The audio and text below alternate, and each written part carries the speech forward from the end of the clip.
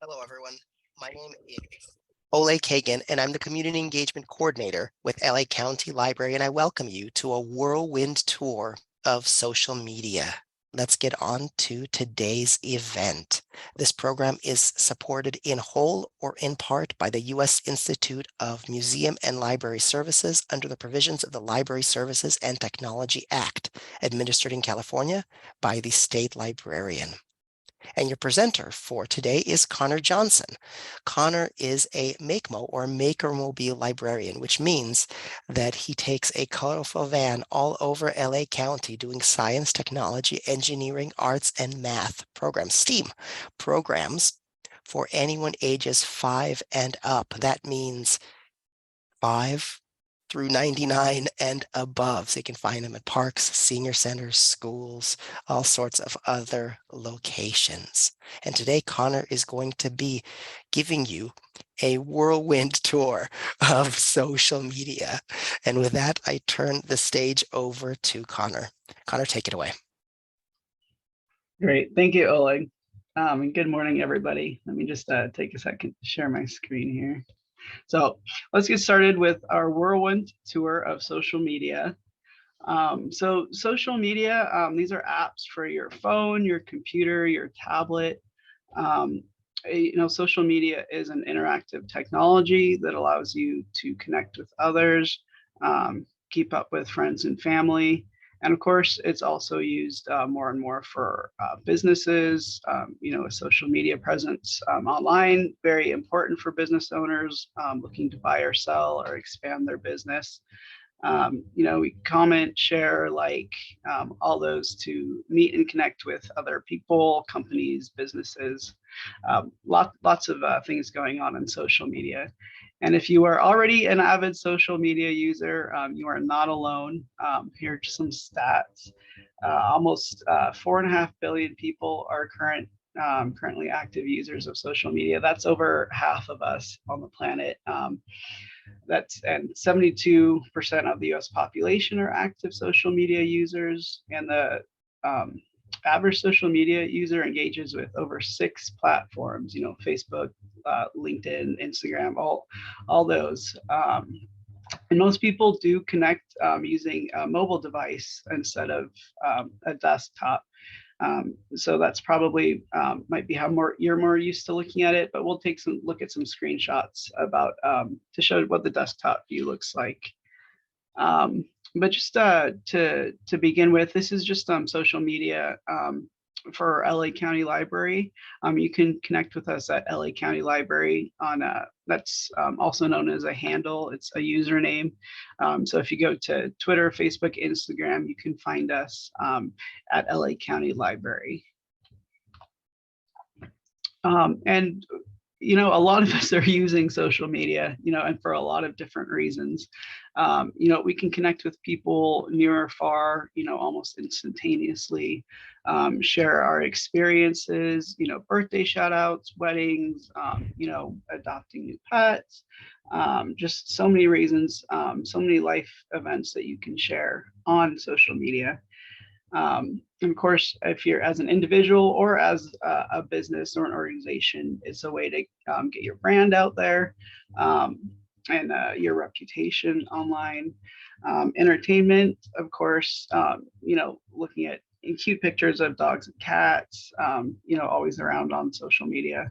Hobbies, STEAM projects, so many topics, so many things online on social media. You can use it as a learning tool, education, learn a new hobby, or just get involved with hobbies that you already have, get informed about current events. And and this information is out there. So there's always going to be pitfalls of anything online. We'll talk about that near the end of our presentation. But what we're going to go over today, we're going to take a look at 5 social media apps: Facebook, Instagram, Twitter, TikTok, and LinkedIn. Take a look at some of the features on those apps, how to get started, some tips for being a positive engager on social media, and then we'll talk about some of the downsides to social media use as well. So first up, we're going to talk about Facebook. So that, of course, was founded in 2004 by Mark Zuckerberg. There are the main feature on Facebook is, of course, is the profiles. And there are also pages, which is how businesses or public figures can interact and connect with their audience or community. There's also groups where like-minded people can get together and form a community over a common topic. The basic engagement on Facebook is the like, comment, and share buttons.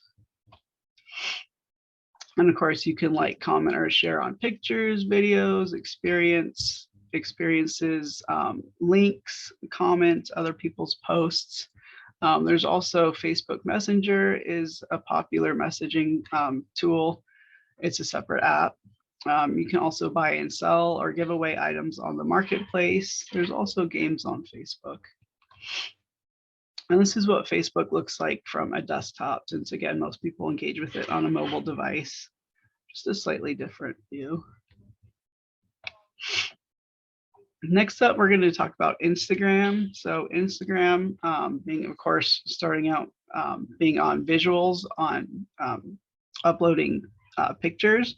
They've now expanded to videos. But if you're looking at the picture on there, each of those tile pictures is a post.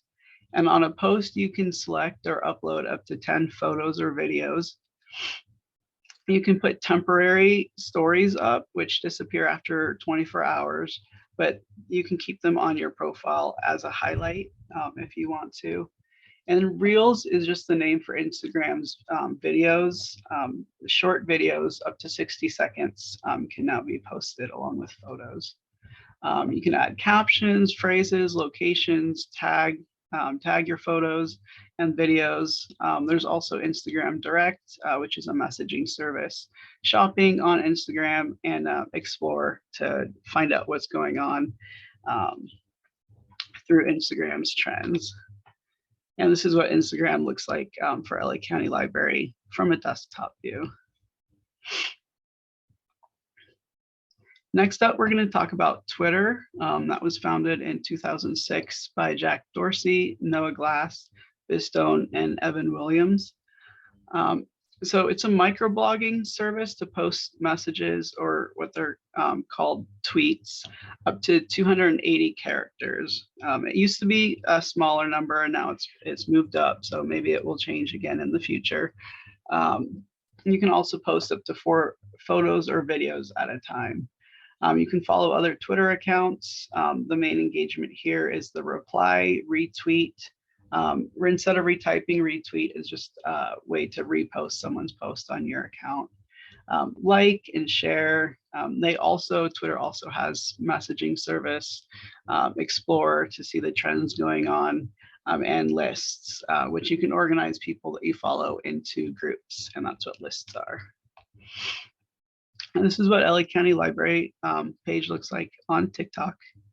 I'm sorry, on Twitter. We're going to be talking about TikTok next. So TikTok, very popular, and that's based on uploading videos, short videos, with a duration of 15 seconds up to 3 minutes. So they're all about the videos. The topics can range from almost anything from dance, comedy, current events, commentary, and they have a lot of fun features. We'll talk about those, their special effects, stitching, and duet. And they, of course, also have Discover, which is how to find their trends, and direct messaging as well. You'll see that these are pretty common features for all these social media apps. So the TikTok effect, so you don't have to post. You can just go in the app and have a lot of fun with these. There's filters, distortion, just ways to have fun. And then, of course, you can also post it too if you'd like. And TikTok does also have games. So most of these apps also have small games that you can play to keep yourself occupied. So another fun feature of TikTok is the duet. So that allows you to post your video side by side with another creator's video content. And it's really good If for commentaries, you can record yourself while the other video is playing. So it's a split screen that's puts them side by side. There's a lot of reactions to other videos, great for a live reaction. And that's how a lot of engagement happens on TikTok is going back and forth with reactions. So kind of similar is Stitch. So Stitch actually allows you to take up to 5 seconds of someone else's video and stitch it or place it into your own video. So while Duet lets you have your video playing split screen, Stitch lets you incorporate someone else's video into your own. And for privacy, you can decide who is allowed to duet and react to your videos on an individual basis. So you can set those, check your privacy settings for those. And this is just what TikTok looks like, LA County Library on a desktop view. So finally, we'll just talk about LinkedIn. So LinkedIn was founded in 2003 by Reid Hoffman. It's primarily for the business community. And although it is free, there is a paid version if you want to promote yourself or your brand. But the free version, allows everybody, you can display your resume, seek jobs. And of course, if you're the business, you can post the jobs and other announcements. There's a homepage, networking, post, and messaging. Again, the basic features that are found in other social media apps, also found in LinkedIn, but for business purposes. Just what our LA County Library looks like on LinkedIn on desktop. So those are overview of 5 popular social media apps. Getting started, if you already have a social media presence, great. If you're thinking about using one of these apps, be thinking about, are you wanting to connect with family and friends? Are you looking for a community, maybe for your hobby? Explore places or pass the time. What do you want to do with social media? You can participate on your own time, your own means. You can just spectate, you can join. That doesn't mean you have to post anything or do any content on your own, or you can actively engage and post your own comment and comment on other people's videos. It's up to you and what you're comfortable with. So signing up for these apps is pretty standard. It's fairly easy. You'll want to have an email address and a phone number, and know what device that you're going to be looking at primarily. Again, most people use mobile devices for social media, but if you're going to use a different device primarily, that might impact the social media that you choose to engage in. So just different things, different variables to think about. Just a sign up page for showing Facebook sign up, and then Instagram, which Instagram, you can use your Facebook login for Instagram. So just to go over some tips. So a lot of these are general online tips as well. So there's whole books, and we'll look at some of those. With online etiquette and how to engage responsibly. You be a positive voice if a voice at all.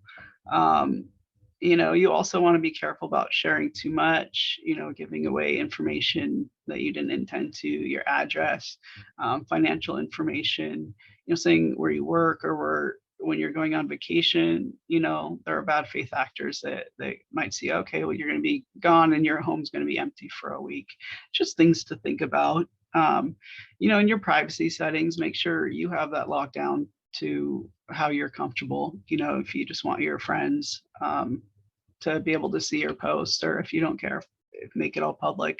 Those are in your control, but make sure you take a look at your privacy settings no matter what app you use. Be careful talking to strangers. It's kind of funny if you're going on social media to find new friends, that's one thing, in your hobby, but just be careful. if people are messaging you out of the blue and you don't know who they are. With viruses, again, you don't want to be accidentally clicking on things. It's not as, prevalent, the viruses in social media, but it happens. So just be careful. And, check the source. It's so easy to sign up for social media and so many people are on them that, anybody can post anything. So if you see a news headline or you see like a claim, just take an extra minute and double check, see if that's an accurate headline that you're seeing. And again, boundaries, how much do you want to be sharing? You might not think about it now, but in 5 years, if someone tracks something embarrassing down, you don't want to be that person. Be careful. You can look for blocking features or limits. Again, your privacy tools are very important. So always do a privacy check on your social media apps, just every once in a while. I always recommend just make sure that, any new privacy settings and options haven't come up in the meantime that you've missed. Just be aware of your online reputation. Anonymity online can make us say things that we might not say in person, but again, just etiquette. If you need to take a social media break, I know sometimes I just can get in the headspace of scrolling and then suddenly it's bedtime. And we'll talk in a minute more about scams, but that's also important to be on the lookout for. So the downsides, again, it can be time consuming. Misinformation is spread really easily. That again goes down to checking your sources. Cyberbullying, again, the anonymity or pseudo or even partial anonymity of social media, can bring out the worst sides of us and others. So just be aware. There's a lot of young people on social media apps too, and they might not have matured to the point of being able to be as responsible. So just be on the lookout for that kind of stuff. And of course, scams, like anything else online, we want to make sure that we are aware. ID theft, clickbait, getting you to click on something because it just sounds so interesting or just so novel. Be careful. That's how you can get to viruses. Promises of sweepstakes and romance. Scams are a big part of the internet, unfortunately. They usually target single or lonely older adults. If you've been victimized, you're not alone. Over 20,000 people were victimized in 2019 alone. That's $200 million in losses. So, scammers keep scamming because it works. They're able to get through to some people. So try to minimize, being a victim. Look for the signs. Are they located, far away or on a different continent? Are they asking for money or gift cards? Anything that sounds kind of off probably is. Or sob story, so-and-so passed and I need this. If it's too good to be true, it probably is, especially if it's a stranger just messaging you out of the blue on a social media app. But that goes for email and all kinds of online platforms. Just be aware. If you have been a victim or you just want some more information, you can follow the links here and you'll receive a follow-up email with this presentation. So you don't have to write these down now. But Federal Trade Commission, the FTC, will take reports of fraud. The FBI, you can also go on their link. If you have been victimized financially, you'll want to check out the credit bureaus, to do the processes to make sure that your credit scores and all that aren't going to be impacted if people are doing nefarious things with your information. So that was a lot, but that was, there's a lot of positives for social media too. It's not all about the scams and all the negativity. And the library, LA County Library, has tons of resources to help you if this is something that you want to learn more about, or you're, a business and you're looking for more information for going online and taking your business online on social media.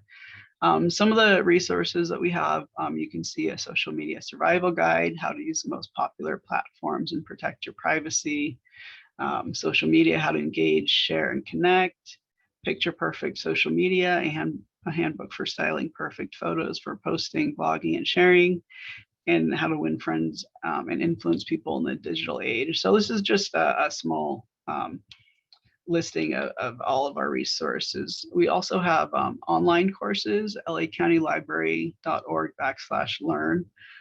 We have with your library card, you can access LinkedIn Learning courses, social media marketing foundations. Universal Class is another free learning suite that you get with LA County Library. Social media marketing and introduction. I mean, some of these, that course is 5 hours, so it's going to go really in depth. And Gale Courses is another learning platform that LA County subscribes to using social media in business. That's a 6-week course. So there's lots of ways to get involved and to find out more about social media. And if you're looking at it from a more casual point of view, just get on there and see if you have fun. Again, you don't have to engage any more than you're comfortable with. And then you can also, of course, always speak to our reference librarians by phone, text, email, or our instant librarian, which is like an instant messaging service. We're always happy to help you out. And you can reach us, our references services, at lacountylibrary.org/contact us.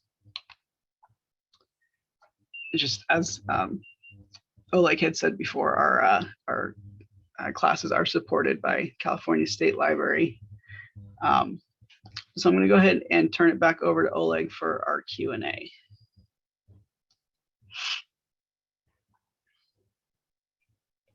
Hey, Connor, thanks for that engaging presentation on social media. There's really so much out there, and you just covered the surface. There's other social media platforms out there that it would be impossible to cover them all within a period of like 30 minutes. Yeah, there's a lot. I think, I'm sorry, I gotta wake my room up. yeah, we just got started with giving you a little intro on some of these social media platforms. But we do have some questions, and if you have questions out there, please do put your questions right now in the Q&A. We'll be here to answer your questions for as long as we can, or I should say, as long as you have questions. So if you do have questions, please go ahead and put them in. Let's start with this question number 1. I heard TikTok is based in China, and that by using it, we are empowering the Chinese government by providing our user data, etc. Is this a concern? So yeah, you like you said, that's been in the news lately. I would say, on some, there's talks about, government involvement and banning and that kind of thing. My response to that would be to stay educated, so that you can put your values forward however you see that kind of situation. But my answer would be that I couldn't tell you. That's a national security issue, kind of above my Yeah, pay grade. We don't have clearance. Yeah, but staying educated and just being aware of that. And I was anticipating that we might get a question about that. Would be to do your personal research. As long as it's still available, then that means it's your choice whether to use or download the app. But know that there might be some technological terms that come along with that you might not be comfortable with. You might have a different perspective, or maybe I have a perspective that's relatively similar. I would say that, is it a concern? It doesn't seem to be a concern for all of those people using TikTok. So that's one way to think about it. Another way to think about it is, okay, so say there is some kind of connection with the Chinese government. Is what they're getting from you that, that somebody's doing TikTok dances, I feel like that's a really low kind of that's a low gain for the Chinese government. I mean, is the gain that they have some kind of backdoor access to your phone? That could be an issue, but how many users does TikTok have? I don't think that any foreign government has the resources to be digging into, let's say, I don't use TikTok, but if I had TikTok, like my phone, why would they need my phone? I'm just a lowly librarian. Uh, I suppose if I was some sort of activist, I would find that using an app like TikTok might be more of a concern. But really, it depends on what your threshold of privacy is. And if you have worries about privacy, then using an app like TikTok or other social media apps may not be a good idea because, I mean, first of all, you're sharing things. Second of all, when you respond and you like, I mean, that's all kind of categorized, and say Meta or Facebook creates a profile of you to serve you ads. Now, is that harmful? That's for you to decide. That's for you to determine what your threshold for the importance of certain types of privacy are. I think that's my answer. I guess my answer could be longer. That was a long enough answer as it is, though. I think for a Yeah, no, whirlwind tour, I think we're I'm kind good. of curious. Yeah, Yeah. I'm always curious about everyone's perspective. So Mhm. yeah, like if you have something to add, put it in the chat. Yeah. I always hesitate entering my birth date when considering signing up. Is this safe to do? So I mean, yeah, I mean, I What don't is what is I would safe usually here? put, That's the big yeah, I question. mean, right. So a lot of these issues are going to, I think, have the same answers about it's what you're comfortable giving away. Like I figure they all have this information anyway. And so I'm less inclined to be worried about giving away my birth date. But if that's something that is, it might be a deal breaker for you, then that's something that might preclude you from using devices. Or Whether option it's number three, just lie about your birth yeah, date. you can put in inaccurate information. The only concern is if somebody reported you, which probably not likely. They can claim terms of service violations if you put in anything inaccurate. Is that gonna happen? I don't see that happening. Yeah, and you can always usually you can turn off on your profile whether your birth date is Even public. shows up. Yeah, Yeah. even Oh shows up. yeah. Yeah, I always turn that off. So because I don't care if Yeah, people if I see my had birthday. to, yeah, if I had to advertise my birthday to the public or even my friends, that would be a different story. Whether they, whether I give my birthday to them so they can verify I'm 18. Um, I don't have a problem. That's most of the time when they ask you for your birthday. That's the main thing. I mean, part of it's creating your kind of your consumer profile, but a big part of it is check whether somebody's over 18. So I mean, unless you put in something like, January 2nd, 1900, so that makes you what, 123 years old. I think in that situation, they might see that and go, huh. But for the most part, if you put in a date, just a random date, where you're over 18, the risk of getting your account banned for that seems incredibly low. I mean, they'd be banning half of the accounts on any platform.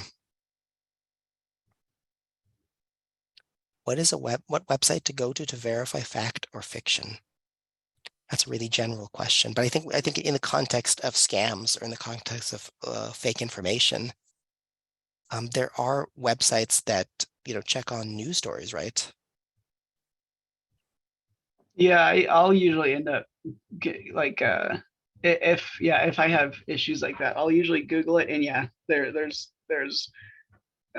independent websites that will present this source versus this source, and try to Snopes is really good at fact checking. Mhm. And we have Um, a whole program on that. yeah, I should post a link to that in the chat. I'm gonna go look for it once and let you answer your next question. Yeah, because fact checking and that is a very in-depth issue. And yeah, a very important issue and very important question. Here's also a very important question. If someone sends me a link from TikTok, is it possible there are viruses to worry about if I click on it or just by receiving or having it?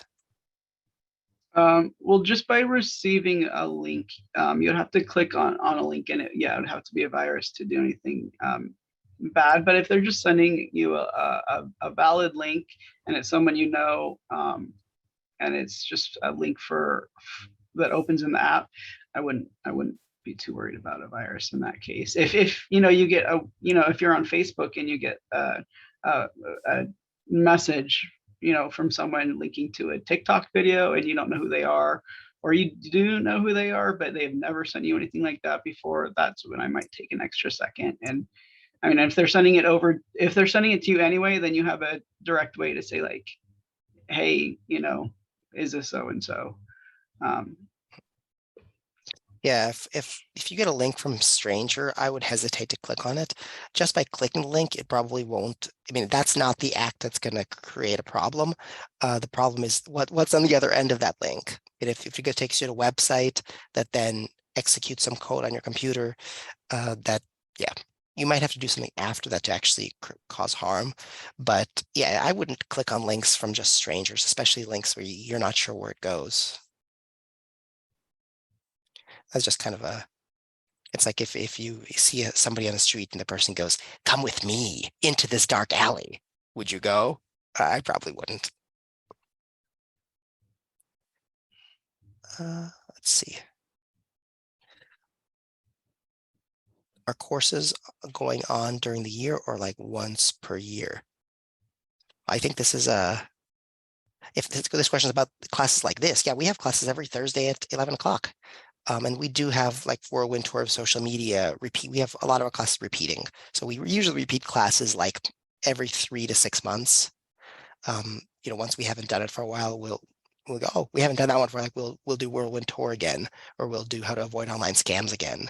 We have like 50 classes that are in our curriculum that we kind of repeat. So I don't know, Connor, you were the one who created the new technology and you next week.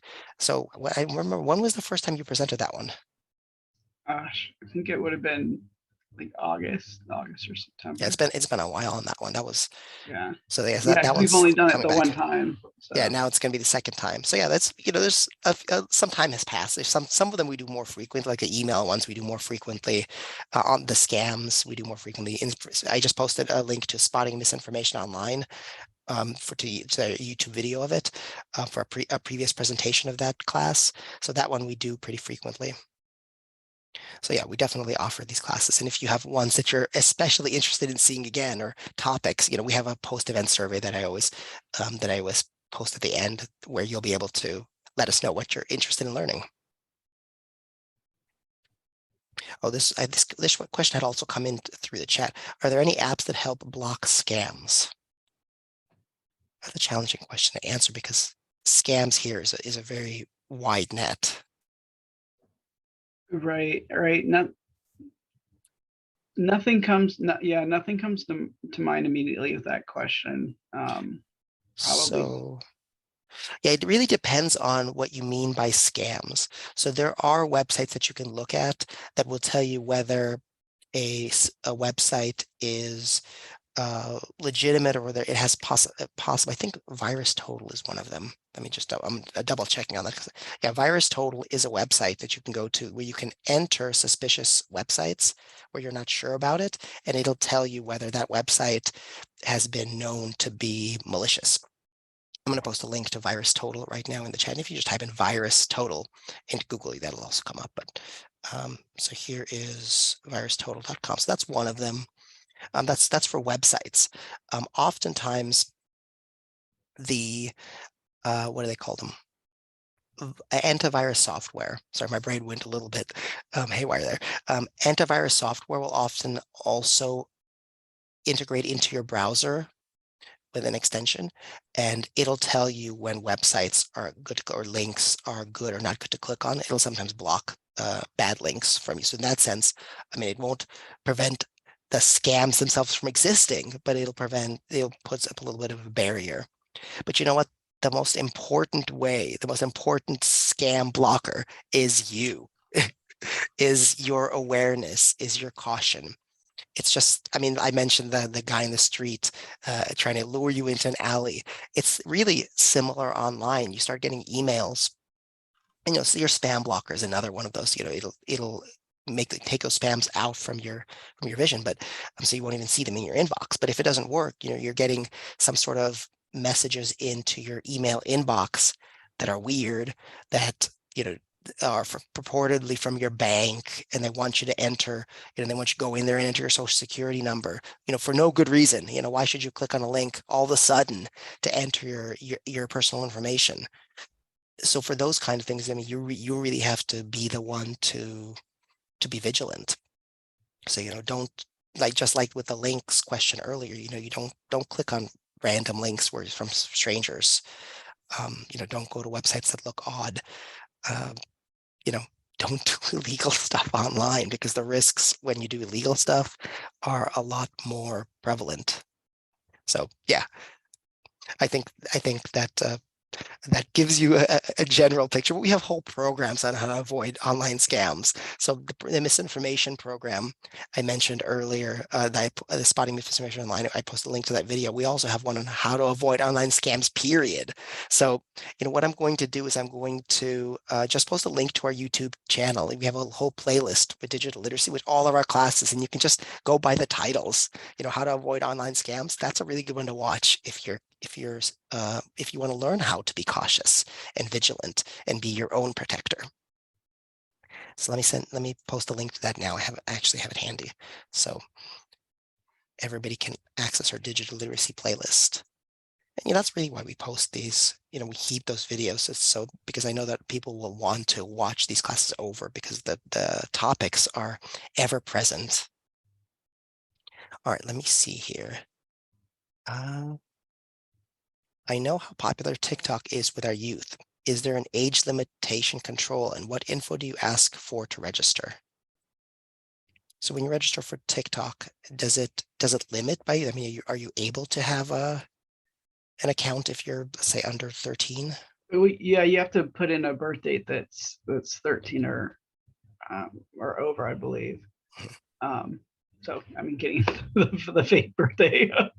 Yeah, that's really hard. Yeah. But yeah, I think, and yeah, I mean, there's always talks and debates going on about age appropriateness of social media, and so that's something to kind of keep an eye on. Like Europe has different levels of protections, in different age, and privacy laws too for that topic. But I'm sorry, I think I've deviated from the heart of the question. No, I think you're on, you're on target, whether there's age limitation control Oh, okay. for platforms, particularly TikTok, which is popular with the youths. And it's there are several. I mean, the main one, I mean, the one they can institute is a technological barrier. So where they say, they ask for an age pretty much. And that's a really easy one to overcome. Anybody can lie about their age, and there's no way they TikTok would know. I mean, they can't check I don't know how many users they have, millions or billions of users. So the most important barrier is parents and caregivers, where if you don't want your kids to be using social media, like for instance TikTok, then that's really something that you have to institute on that level. The technology is, whatever blocks exist that are through software, those are Circumvented. they can be overcome. I know, as someone who was, when I was younger, I was always looking for ways to circumvent these kind of things, any kind of filters and stuff. I know that inventive and creative young people kind of figure that sort of thing out.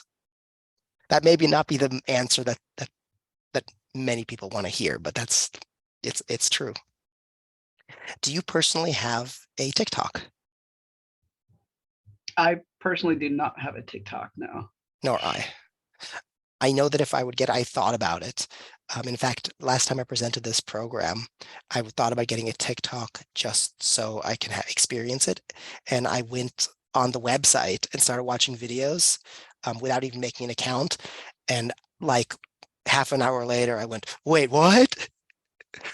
Because it's It's so a big immersive. time suck. Yeah, Oh, yeah.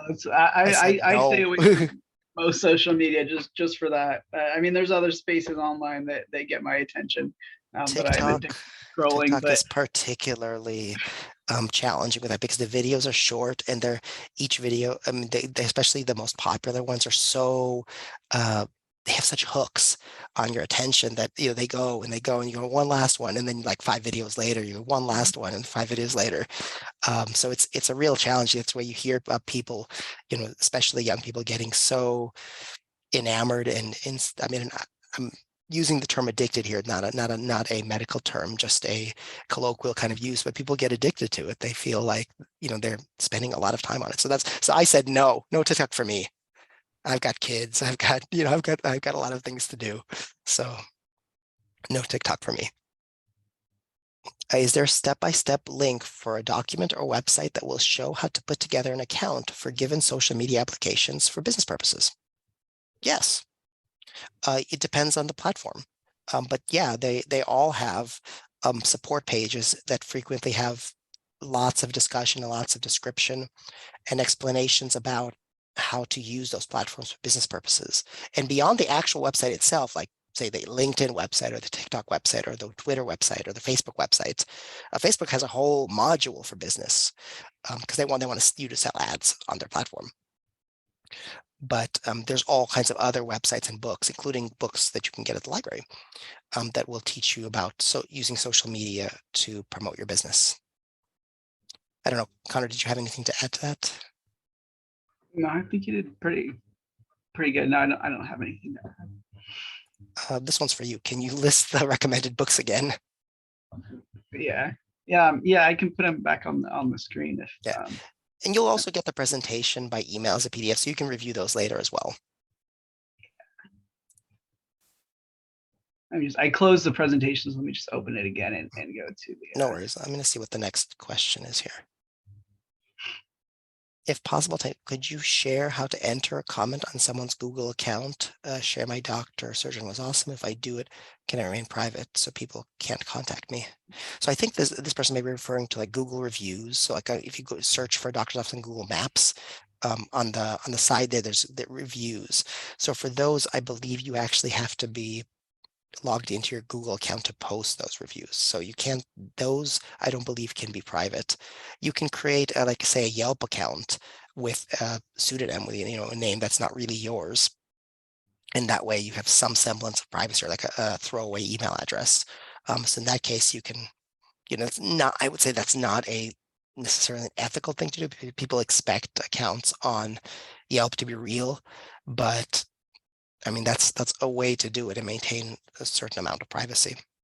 But really the best way, if you want to share how awesome your doctor or surgeon is just to let your friends know.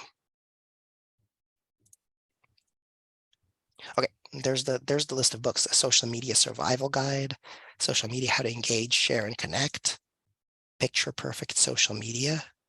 Oh, for styling perfect photos for posting, blogging, and sharing. How to win friends and influence people in digitally. So that's taking the classic, how to win friends and influence people, and updating it for social media. Have you looked at that one, Connor? You know what? It always draws my eye, but no, although, yeah, I am curious. I read that original book years ago. So Yeah. I am curious. I'll have to add it to my list. Have you read it? I haven't. I've also read the original. Although I gotta say, I've been on social media for quite a long time, so I feel like I feel comfortable with my social media use. I don't know if I'm not really trying to build a following on social media, so No, I no cult mostly just following interact. for Mostly I Ole. just interact with people I know. So let's see. I have heard of safety privacy as the topic of our government. So is our info currently being stored on a Chinese server or being stored on a server here in the US? I do not know. Connor, do you know where TikTok has its servers? I would imagine they would be in China because it is a Chinese company, ByteDance. But I couldn't say that with certainty. But that would be my Yeah. estimate. Oh, I'm still sharing the screen. Yeah. I'll Yeah, just I'm not sure at all. I have no idea where TikTok has its servers, whether they're just in China, United States, all over the world. They could be. It could be at various places around the world. It says its main servers appear to be in Singapore and the US, but it's based in China. So Okay. Yeah, when it comes to yeah, cloud services, yeah, I mean, yeah, Google it and go down a hole. You know, if you know where it's based. Yeah, it's looks like an interesting topic. Yeah. Here's a plea for help. How do I make sense of Facebook? Upon each opening, their format often changes. How do I check messages on my community site? Posts often disappear. Must buy? How to block? I want to be your friend. What is a DM? Any way to search for a particular post you saw? Okay, so there's a few questions here, and they're all good questions.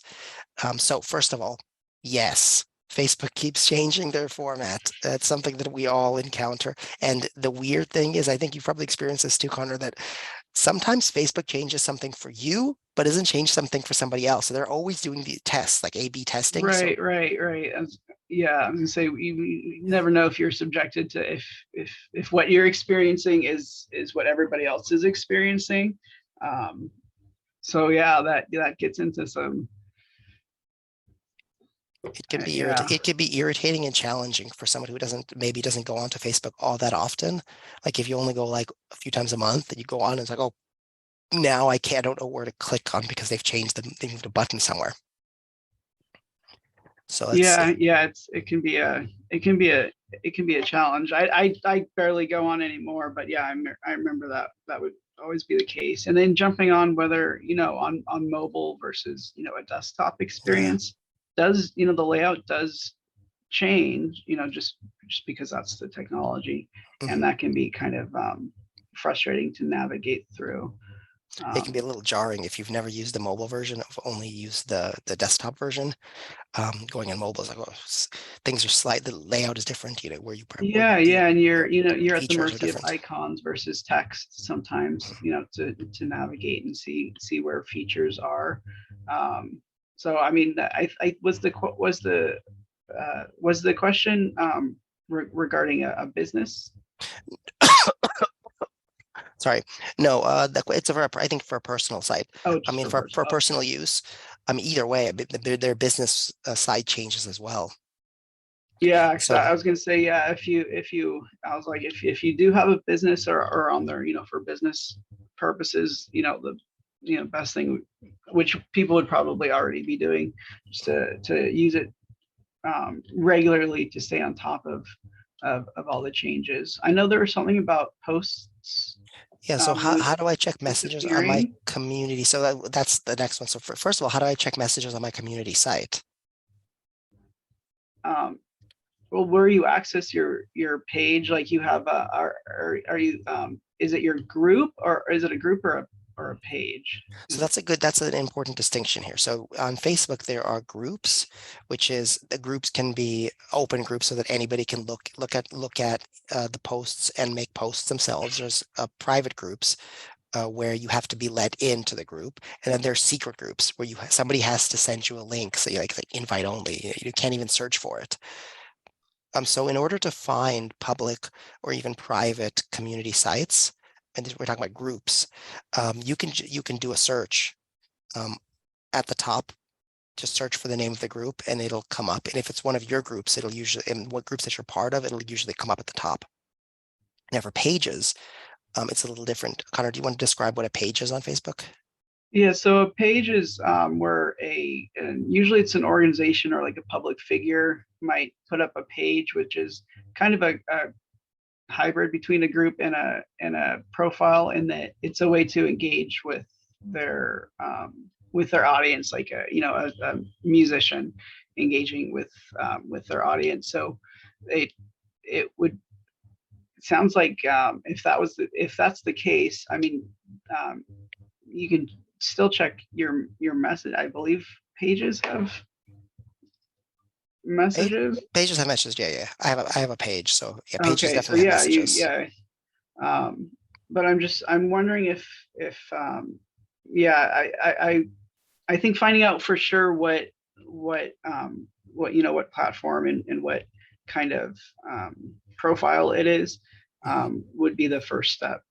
Um, I would say, yeah, if you want to check posts, on this a site that you visit frequently, you can always search. And if you like that group, or part of that group, or you like that page, on the left side of your screen, at least on desktop, it'll usually be there. So you can just click on that. There'll usually be like a shortcut to that page. And then you can see all the messages, because usually within your feed, Facebook deliberately doesn't give you all of the posts and all of the messages from any one page or group. It's possible to make it all the posts appear, but you can only do that with a few pages. That gets a little bit into the weeds, so I'm not gonna get so into how to do that. But if you're interested, yeah, just respond to the follow-up email, and we'll send you a video to show you how to do it. Okay, so posts often disappear. Um, so they disappear from your feed. So every time you get onto Facebook, your feed refreshes, and Facebook has an algorithm by how they populate your feed. And so if you refresh the page, you'll get different posts. And then you refresh it again, you get more different posts, especially if you have a lot of friends or follow a lot of pages or groups. So the way to see the message that, or the post that you saw before, is just to go to the source. If it's a person that posted that, you just go search their name and go to their personal page, and or their personal, their profile, and you should be able to see all of their posts. How to block I want to be your friend. Usually click on with their profile image, and there's usually a link to block that person. There's no way to prevent that from happening. I mean, people, unless you can set your profile to private, and then people won't be able to find you, and they won't be able to send you messages. But a if if your profile is public, or at least semi-public, then random people can send you messages to say, I want to be your friend. That reveal, spoiler alert, they don't want to be your friend. It's usually a scam. They want to be your friend, but only to take your money. So don't send them any money, and don't buy gift cards. If somebody who wants to be your friend on Facebook uh, tries to get you to buy gift cards, that's a scam. Okay, what is DM? in terms of, I think, are we just talking about direct message? Yeah, so it's like any kind of message you're sent within Twitter, Facebook, Instagram. It's called a direct message. When I see DM, I also think Dungeon Master, but that's not what we're talking about here. Direct message. Yeah, technology Yeah. context. Uh, any way to search for a particular post you saw. Yeah, you just use a search box, but go instead of unless it's a specific article or something where other people have reposted it, I would say just go to the place where it was posted. So if it's a group or a page that, like if it's a New York Times page on Facebook, go to the New York Times page on Facebook. If it's a nonprofit that then go to that nonprofit's page on Facebook. Then you'll see their posts. Okay, let's see here. I'm a nonprofit. Do you know any resources we can use cheap? Yes, but it depends on what you're trying to do. So creating a page on Facebook is free. Just the use of like Instagram is free. So it really depends on what kind of what you're trying to do. So, but for many things that you're trying to, for many promotional purposes, there are inexpensive tools to use, or free tools to use. So yeah, the answer is yes, but I need more information. Do our posts email forever? I'm not sure. I think maybe the question is, do our posts last forever? Connor, do you know if posts last, how long posts lasts? I mean, I don't think there's any retention policy for deleting past posts. That would be new information that to me. I mean, yeah, I mean, if you go, to someone's, Facebook that's been around for 10 years, I mean, you can, and that's public, then you can access, 10 years worth of content. I'm not sure what the context behind the question was, but if there's, concern about things being deleted, most social medias, you can download like an archive of your profile and everything you've ever posted. So you could have like a backup. But as far as I'm aware, on any social media app, there's no mechanism for automatic deletion. And that also just goes to, I'm sure everybody has seen headlines, news headlines over the years with celebrities and public figures. Something that you posted 10 years ago might come back and haunt you, so just goes back to being a good, online citizen. And being, just being tactful about how you engage online. Be kind online if at all possible, or whenever possible. Yeah. So, we got a message in the chat that TikTok has all US user data on Oracle servers. So it's probably in the United States. I don't know if Oracle has servers outside of the United States. Yeah. But there's let me repost this. There's a link to CNN. Let me go ahead and repost that link just so that people can see it.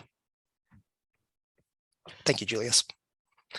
Okay, so yesterday I had to sign a DocuSign document. Then all of a sudden, after I completed, I had 57 scam emails appear in my junk mail. Thoughts? It happened after you signed up for what? A DocuSign document. DocuSign is a service. Oh, DocuSign. Yeah, are you familiar with it?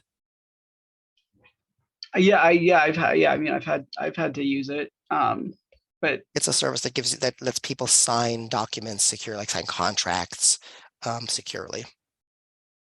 And then, so after they used that service, they got over 50. They had 57 scam emails in their junk mail folder. Probably unrelated. I mean, if the DocuSign, if it's a legit document, if it's not a phishing scam or a fake site, I would say that it probably hasn't. They're probably just a coincidence. Yeah, because I was like, when you said DocuSign, that's not like a fly-by-night company. Like that's a legitimate secure company. Yeah. But yeah, if for some reason that DocuSign email was not really DocuSign, then there's a relationship between those, but otherwise probably not. I mean, scammers are always sending emails. So, on my Gmail, I don't even see when the spam emails come in. I just go to my folder every so often, empty it out, just check if there's any false positives there. Maybe there's some emails that weren't actually spam that get in there, and then I rescue those and delete all the rest. I was just going to rescue them from your spam folder. Yeah. I am a Facebook administrator on our community Facebook page.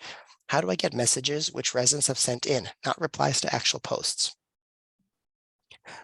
Those should go in. Now, I've been an admin on a Facebook group, not necessarily a page, but those should go into an inbox, either to your inbox or the inbox of the group. So when you're in the administration area of that page, there should be a place where there are messages. Yeah, because when I was looking up, making sure that you can get messages on pages. Yeah, the group should have its own separate inboxes as well. Make sure that you're using Facebook as that group or that page to access that particular inbox. Well, this is a good point here. Somebody wrote in, I can't copy paste the links you posted on the chat. Is there something else I need to do? You can click on them and then you can copy the URL from your browser, but I would say, don't worry about it. We'll post those in the follow-up email.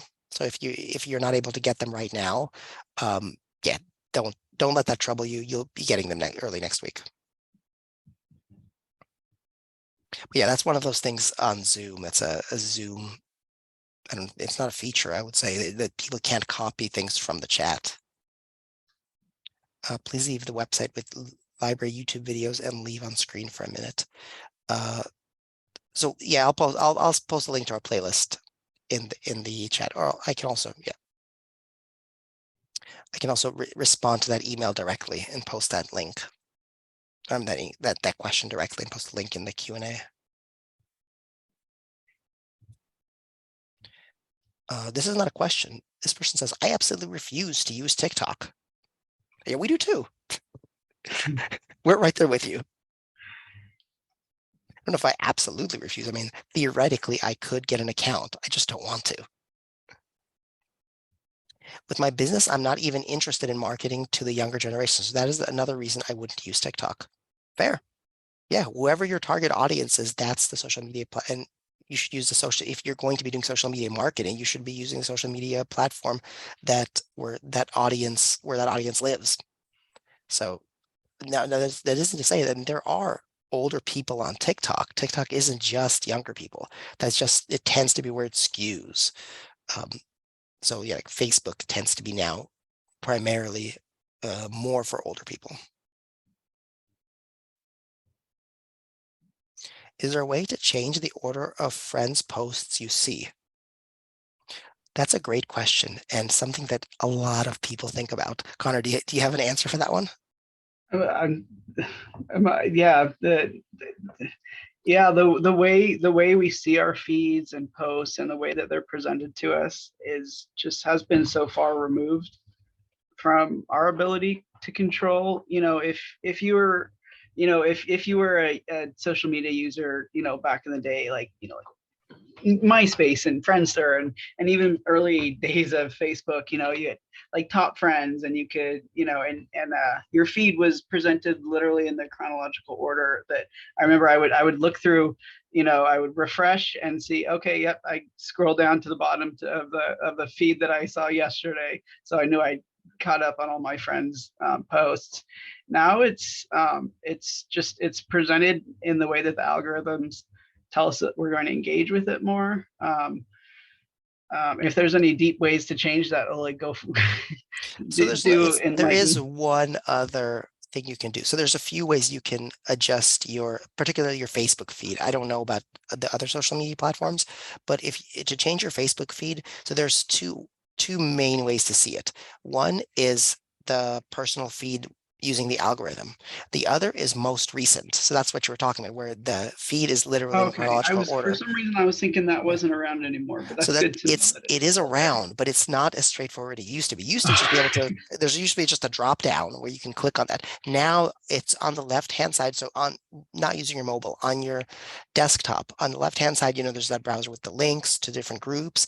If you scroll down on that, there should be a link that says most recent. And if you click on that, your feed will now just show the most recent posts from friends, pages, groups. So if you have a friend who posts a lot, like every 2 minutes, then it's just going to be all them. But yeah, that's one way to do it. Another way to adjust what you see, may not necessarily be friends, although you can do this with friends too. With pages and friends, you can adjust how many of their posts you see, and so you can, with a page, for instance, you can adjust it to see all their posts. With a group, I don't think with a group you can, Facebook will just kind of put in, if you have friends within that group, it'll kind of show you friends, but you can also turn that off. So it doesn't show you friends posts within a group. And that's something you can do in your profile. But those are pretty much the ways, the most recent and, Facebook's personal feed, that you can toggle between those. And then on each individual page, group, friend profile, you can adjust how often you see them, or not at all. You can hide them too. So if you have a friend who usually makes really annoying posts, but you don't want to unfriend them, you can also just hide them and they'll never know unless they ask you about their posts. It's a trade-off. Sorry, the algorithms didn't show me that particular one. Yeah, I didn't see that one. Good point. All right, I think that gives kind of an overview. If you want more details, just respond to the follow-up email and we'll try to get you we can try to get you some more details on that because I feel like I'm kind of talking fast, and if somebody doesn't know approximately what I'm talking about, it may be hard to track exactly what I'm saying, like what the options are. Okay, I think we had a similar question to this one before. I want to write a review online for my dentist. How do I do this? On the dentist page, on Yelp? Do I need a Gmail account? So there are many pages where you can write reviews online for your dentist. Most of them don't require a Gmail account, although many of them will require some kind of email or profile on that site, or email to create a profile on that site. Connor, do you have insight on sort of some pages where I see Yelp is mentioned here? I mentioned Google reviews before. Do you know of any other review sites where a dentist review might be welcome?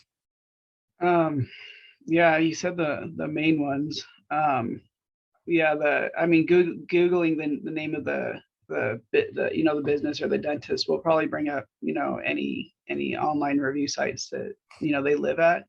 And you might you might have done this, but you might also ask, does your dental office have a preference for where reviews are posted? I've had service people come out to my house and work on things, and they're like, oh, please, go to this Yelp, and they get confused for different business a lot. So they said check to make sure it's the right business, and please post there. So I did. So maybe if you don't have something great to say, you might not want to ask directly, or you have to tell them what your review is before. But they might have a preferred way. Otherwise, yeah, Yelp is like still the big one. The Google reviews, Facebook For Facebook business doctors, I reviews. know Health Grades is one of them. I don't know if they do Yeah. dentists Oh too. yeah. There's a There's so few many. for doctors, and most of them not very good, but you can use them. But you can make it better by leaving a review. Yeah. So I would put in their information in just a Google search and see what else comes up So yeah, for your particular. Health Grades. But I like your suggestion, Connor, just asking them where they would like you to post a review. So that's probably the best. I mean, where do they want you to do it? Let them do a little bit of the research for you. Yeah, I'll be like, hey, I'll post it if you tell me where. And most business, they're gonna love that you're gonna review them, and so they'll have a an online presence they prefer. I see Nellie mentioned in the chat, my doctor said I could post my feedback on his Google account. I just don't know how to get to their account or post a comment. So that's within Google reviews. So if you search for their business on Google Maps, then you'll get you'll see the reviews on the left-hand side. So if you scroll there, you see their address, and then down below it, you know what? I'm just going to show you this. I think it'll just be easier if I show you how to do it, because it's only going to take me but a moment. Okay, I'm going to share my screen. I'm going to share my browser. It has virus total on it right now. That was the website that I was talking about before that checks for safe websites. Are you able to see it now, Connor? Yeah. Okay, so here we are, virus total. I'm just going to go to maps.google.com. I'm just going to go straight there. Usually you can also just search the business on Google, and maps will be the first result. Let's say dentist. So these are all advertisements. I'm going to scroll down below.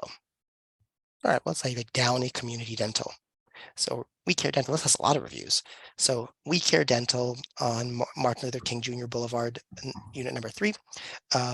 We can see that it has a rating of 4.9, 461 reviews. If we click on this, it's going to take us to where the office is, and it's going to come up with this little tab here. And if we scroll down on this tab, we can see the hours of the office. We can see a menu, I guess a menu of their services. We fill cavities.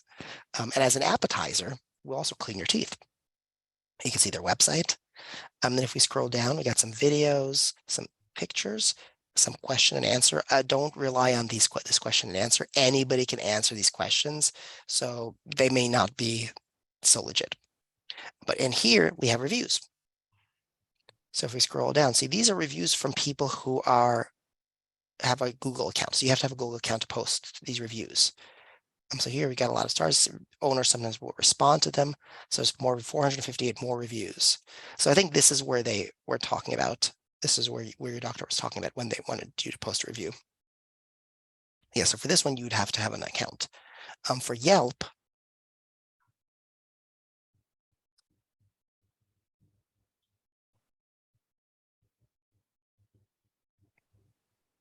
it's not letting me type. Come on, Yelp, do better. There we go.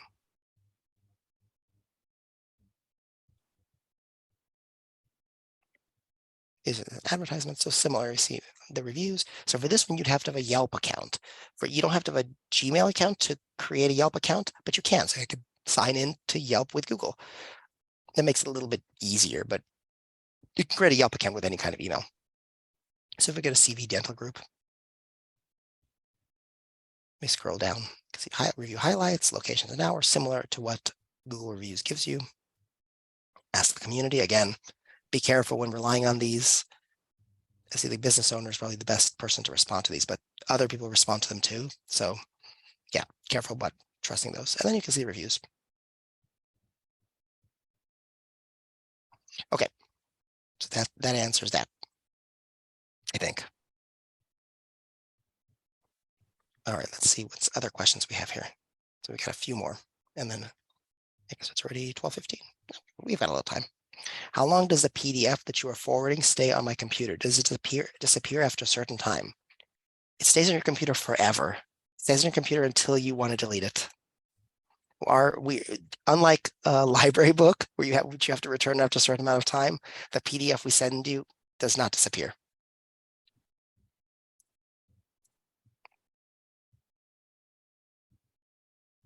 DM is a direct message in a social media app, then a text on your phone is not a DM.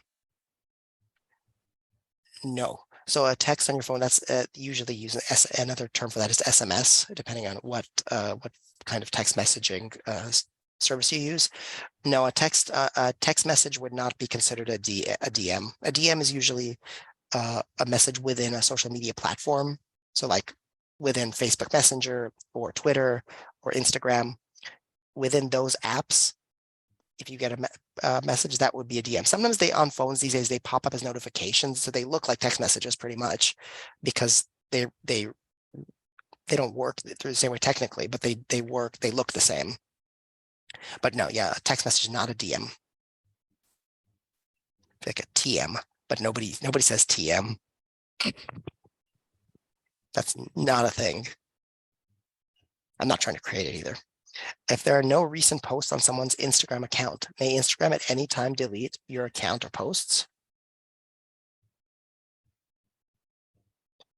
I think we had this question recently before in another program. And the answer is no, they're not going to delete your account if you don't post. Because many people interact with Instagram in ways other than posting. I mean, so some people, all they do is they like and comment on other people's things. They're not very active themselves in terms of the posting use. Right. So yeah, So probably not. Yeah, just the way that the social media companies look at it, because the social media apps are free to use, and we all know by now, like we're being commodified, with our data. So there's really no onus for them to kick you off their platform, whether you're engaging or even your lack of engagement is giving them data and information, which helps keep the services and the apps free, for our general use. So there's still ways that that they're using our profiles, even if we're not active users. Just from like the business standpoint of it, yeah, they don't have it wouldn't do them any good to delete people's profiles. They still want people on there, no matter what. Yeah. And somebody could always start using it again. So who knows? Somebody could, like, I haven't used my Instagram in quite a while. I haven't posted anything on there, but sometimes I look at other people's posts. So I may start posting again at any time. So Yeah, and I'm, I've been on Facebook forever, and I don't really actively use it anymore, but I use that Facebook login just like on Yelp. I use that login for lots of things. So yeah, you don't have to worry about it disappearing. I missed the webinar about creating your YouTube channel. Can you tell me when you will be repeating this class? I think you're referring to our YouTube for Beginners class, which we did 2 weeks ago, right, Connor? I think you were the one who presented it. Last, It was not, was it last oh, week? maybe, yeah. No, last week was Empowered Consumer. The previous week was YouTube for Beginners. So actually at that program, we didn't teach you how to create your own YouTube channel, but Yeah, some people emailed me afterward asking how to do it, and I sent them a video showing them how to do it. It's actually really, it's not really that challenging. But so that video, the video of the YouTube for Beginners class is on our YouTube channel. So you could actually watch it. You could actually watch it. We've done it a few times before, but it won't teach you how to create a YouTube channel. Email me or respond to our follow-up email, and we'll send you a video how to do it. In the future, we may actually do a class, a more in-depth class on YouTube about how to create a channel and stuff like that. But I have it on my list, but that doesn't exist yet. So in the meantime, there are many other places online that will teach you how to do it. So somebody's asking about the state of reviews here. So like, is it a favor? I need a good, ethical, honest dentist, but perhaps the dentist review is not good. That's a good point. You never know if the reviews on Google Reviews or Yelp or Health Grades, et cetera, are reviews that are legitimate. And we have, in fact, I think we were talking about this last week at how to become an empowered consumer. Becoming an empowered consumer, we talked about just trying to distinguish real reviews from fake reviews. I would say when it comes to medical, the stakes are much higher than, not having a good lunch at a restaurant. So for that, you can look at online reviews as kind of some context or background. Like if they're all terrible, if there's like hundreds of reviews and they're all terrible, then probably you might look somewhere else. And I don't know if you agree, Connor, that probably the best place to get recommendations for a dentist is just to ask friends and neighbors. So you yeah, for kind of stuff like know the that, yeah, I would, source. yeah, I would take an online recommendation as a last resort for stuff like that. If you have to, do your due diligence and do your research, like Oleg talked about. But yeah, on stuff like that, I'd rather use sources like my friends and family as well. Your mileage may vary, Yeah. so it's out there. Use your best judgment. Yeah, there's another question just in the chat here. This is if you create an Instagram account, how much do you have to post in order to keep your account active? I heard if you create an account but don't post much, they might cancel your account. There might be some social media platforms that do that. I don't believe Instagram does that. I think that, Yeah, I've never used my Instagram, and I've had it on there for years. So yeah. last time I checked, it was it was still there. Yeah, I'm I not don't think aware that of they're going to delete it. Usually if they're going to delete it, they're going to send you an email saying, you need to log in here or we're going to remove it. I know that, for example, Yahoo Mail, I have a Yahoo Mail account that's pretty old, that I hardly ever use. And they'll send me an email like every year, every 6 months or something to my Gmail account, which is my secondary address, saying, if you don't log in here, we're gonna remove your account. So I'll go in there, I'll log in just to keep it. But I don't think you even have to do that with Instagram. Yeah, Somebody else posted here. Nextdoor is a great resource for finding recommendations for services in your area. So Nextdoor is a nice, when I say nice, I mean, I'm kind of being a little bit facetious. Nextdoor is a hyper local website, social media platform. So you can only be on Nextdoor if you live in a certain area. Nextdoor has a reputation for being contentious. There are some communities. I'm not saying all communities. There's probably some Nextdoor sites that are really nice where neighbors actually help each other. But from what I hear, there is also frequently a lot of drama on Nextdoor. So you go in there, yeah, you can ask recommendations so that people are living in the area, but use it at your own risk. Lots of drama. I'm not a person who goes in for social media drama. So So I thought of joining some next door, and I think my wife joined one a while ago, and she was like, "Get a load of what's on here," and I was like, "No, thank you." Eventually, I think she's just stopped using it because you can only have so much drama, so much people going, "I got squirrels in my backyard." Great. All right. I see no more questions at the moment, no more comments in the chat, and so. Thank you very much, Connor. I'm just gonna go ahead and post a link to our post-event survey. If you could fill that out, it just takes a mere moment, but it's very helpful to us.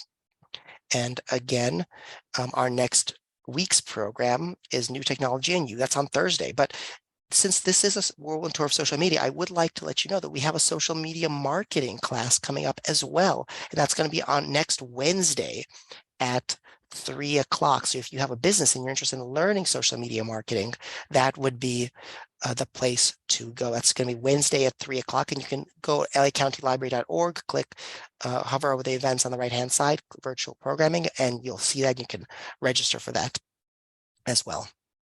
Oh, I see a question just came in. If I make a certain video on my YouTube channel private, then change it back to public, will I lose the likes and comments? That's a great question. Do you know, Connor? I don't know. I don't believe any of that is impacted. But yeah, it's a really novel question. That's a good one.